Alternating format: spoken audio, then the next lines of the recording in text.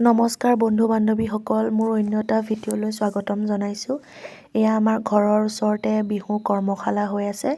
যিহেতু বিহু আহি পালেই, বিহু এয়া কৰ্মশালাবোৰ আৰম্ভ হৈছে আৰু এয়া সৰু সৰু ছোৱালীবোৰক এয়া বিহু নাচ শিকাই আছে, ল'ৰাবোৰক ঢোল শিকাই আছে। তাতে অলপমান টাইম চালোঁ, চাই যিহেতু বাসন্তী পূজা হৈ আছিলে আমাৰ ওচৰতে, তাতে খুৰী আৰু মই গ'লোঁ বাসন্তী পূজালৈ বুলি।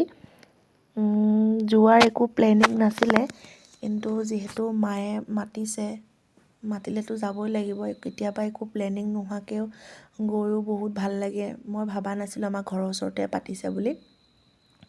যেতিয়া গম পাই গুচি গ'লোঁ। এয়া খুৰী আৰু মই গৈ মাৰ ওচৰত আশীৰ্বাদ ল'লোঁ, চাকি জ্বলালোঁ।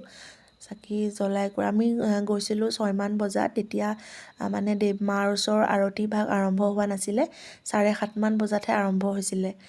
তাতে এভাগ মন্দিৰ আছে, তাতে কিন্তু আৰতি আৰম্ভ হৈ গ'ল। এইভাগো ৰাধাকৃষ্ণৰ মন্দিৰে হয়, তাতো এয়া আৰতি কৰি আছে। আমি তাতে প্ৰসাদ খালোঁ, প্ৰসাদ খিচিৰি দিছিলে। খিচিৰি খাই বৈ লৈ অলপমান টাইম বহিলোঁ। কেতিয়াবা মানে এইবোৰত একো প্লেনিং নোহোৱাকৈ গৈও বহুত মন চনবিলাক ভাল লাগি যায়। যেতিয়া ঘৰৰ ওচৰৰ মানুহ আছিলে, সিহঁতৰ লগতে অলপমান টাইম বহিলোঁ। এয়া যাওঁতে দেখাইছিলোঁ যে মন্দিৰভাগ, তাতো আৰতি আৰম্ভ হৈ আছে।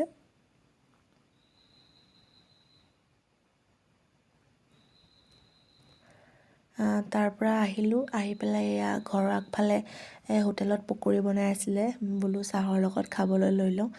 আমাৰ ঘৰৰ ৰাস্তা দুটা, এইফালেও যাব পাৰি আৰু এটা দেখাই আছোঁ ৰ'ব। এইফালে মানে খুৰাহঁতৰ ঘৰ